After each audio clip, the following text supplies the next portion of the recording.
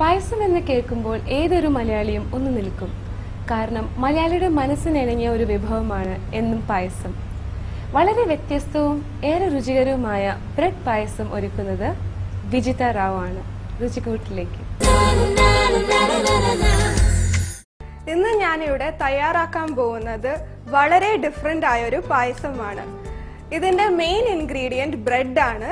ഈ റെസിപ്പി തയ്യാറാക്കാൻ വളരെ എളുപ്പമാണ്. ബ്രെഡ് പായസത്തിന്റെ ഇൻഗ്രീഡിയൻസ് ഏതൊക്കെയാണെന്ന് നോക്കാം. ആദ്യമായിട്ട് വേണ്ടത് 1 ലിറ്റർ പാല്, ചെറുതായിട്ട് കട്ട് ചെയ്ത ബ്രെഡ് 1 പിടി, നെയ്യ് ആവശ്യത്തിന്, പഞ്ചസാര 6 table spoon, food colour 1 pinch, nuts, ഇത് റോ നട്ട്സ് ആണ്, വളരെ ടെൻഡറുമാണ്, നട്ട്സ് 1 പിടി, കിസ്മിസ് 1 ടേബിൾ സ്പൂൺ, പിന്നെ ഏലക്ക 1 ടീസ്പൂൺ. ആദ്യമായിട്ട് കടായി എടുത്തിട്ട് ഇൻഡക്ഷൻ കുക്കിൽ വെക്കാം. എന്നിട്ട് നമുക്ക് ഈ ബ്രെഡ് എല്ലാം നെയ്യിൽ വെച്ചിട്ട് ഫ്രൈ ചെയ്ത് കൊടുക്കാം. ബ്രെഡിനെ ഷാലോ ഫ്രൈ ചെയ്ത് കൊടുക്കാൻ ഒരു 3 ടേബിൾ സ്പൂൺ നെയ്യ് കടായിലോട്ട് ഒഴിക്കാം.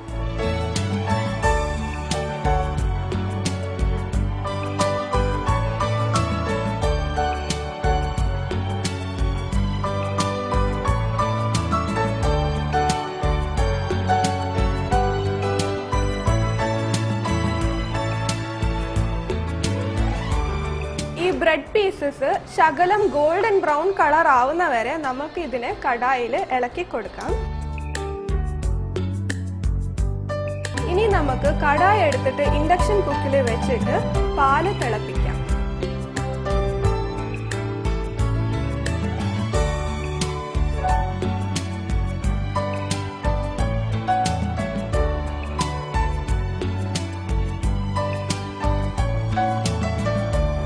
ഈ പാല് 15 മിനിറ്റ് ബോയിൽ ആവേണ്ടതുണ്ട്.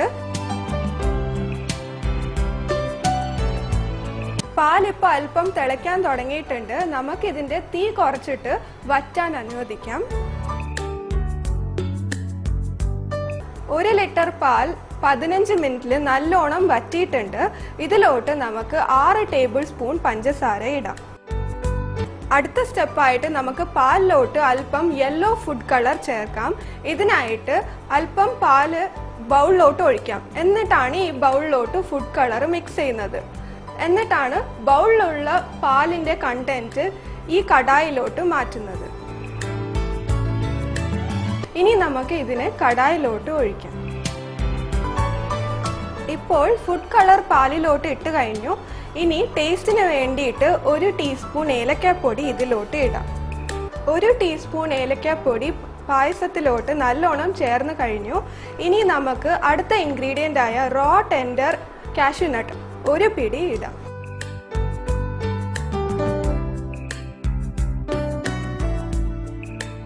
ഇനി പായസത്തിന് ടേസ്റ്റിന് വേണ്ടിയിട്ട് നമ്മൾ ഇടാൻ പോകുന്നത് കിസ്മിസ് ആണ്. ഇപ്പോൾ ടേസ്റ്റിന് വേണ്ടിയിട്ട ഏലക്കയും നട്ട്സും കിസ്മിസും നല്ലോണം പായസത്തിൽ ചേർന്നിട്ടുണ്ട്. ഇനി നേരത്തെ റോസ്റ്റ് ചെയ്ത് വെച്ച bread pieces golden brown colour ആയത് ഇതിലോട്ട് ചേർക്കാം.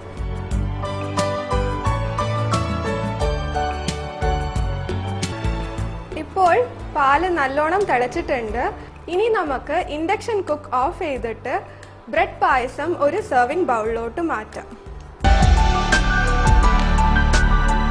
ബ്രെഡ് പായസം ഇപ്പോൾ റെഡിയാണ്. ഈ പായസം തണുപ്പിച്ച് കുടിച്ചാൽ നല്ലൊരു ഡെസേർട്ട് ഐറ്റം പോലെയാണ്.